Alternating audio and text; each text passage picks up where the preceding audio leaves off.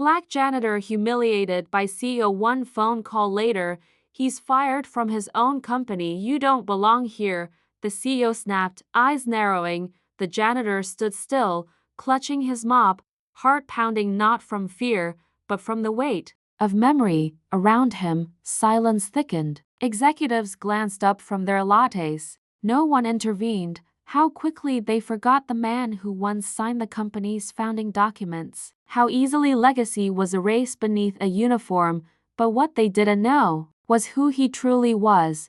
And one silent phone call later, the empire would turn on its king. This is the story of power lost and justice reclaimed.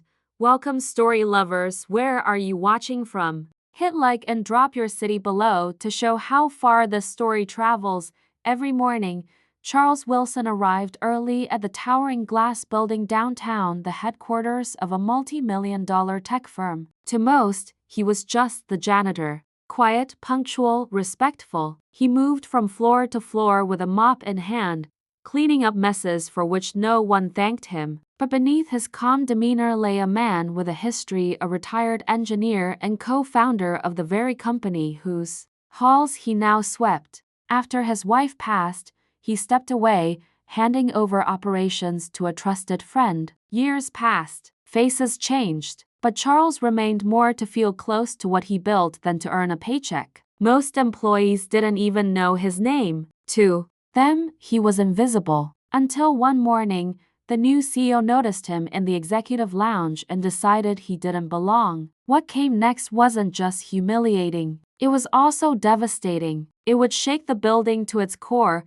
The incident began with spilled coffee. Charles was cleaning the executive lounge when Ryan Caldwell, the firm's flashy young CEO, stormed in mid-call. "Why is he in here?" he barked to his assistant, eyeing Charles like dirt under his designer shoes. The room froze. Charles paused, startled. Ryan didn't wait. "This is an executive space. Get him out now." Whispers swirled around the office. Some giggled nervously. Others looked away. Charles didn't argue. He quietly rolled his cart out, heart heavy, but his silence wasn't weakness. That night, Charles sat alone in his small apartment, flipping through photos on the wall.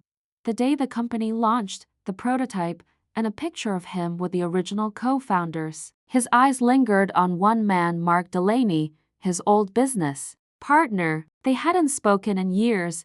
The next morning, Charles made a phone call. By lunchtime, the building buzzed with rumors. The CEO had been summoned to the boardroom. Security entered an hour later. Ryan's face was pale, stiff, furious. He exited wordlessly as employees watched in stunned silence. No one understood until the company issued a statement that leadership restructuring Ryan Caldwell had been relieved of duty, effective immediately. It all. A single phone call from Charles Wilson, the silent janitor who had once signed the founding charter. And for the first time in years, people began asking, "Who is he?" Security escorted Ryan from the building he once ruled with arrogance. His eyes locked on Charles, still in uniform, standing quietly near the elevators. No smugness, no revenge, just calm resolve. The same calm that once built the company from a garage blueprint. Charles didn't need to yell or shame.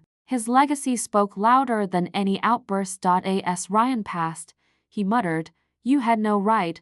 Charles replied, "I had every right. I built this." In that instant, the entire office understood what power looked like, not in titles or suits, but in integrity. A janitor had fired a CEO without lifting a finger. Dear audience, if you're enjoying the story, don't forget to give it a like, it helps. After the incident, Charles was invited to return not as janitor, but as honorary chairman. He declined the role but accepted a quiet desk on the top floor, where he mentored young minds and reminded the company what it truly stood for. His story traveled far, shared in business circles, classrooms, even on social media. Not because he sought fame, but because people were hungry for justice that didn't roar. It whispered with dignity. This wasn't just about race or power. It was about something more profound. It was about memory, about honoring the people who laid the foundation long before the spotlight arrived. In a world quick to judge by uniforms and skin, Charles reminded us of something more profound.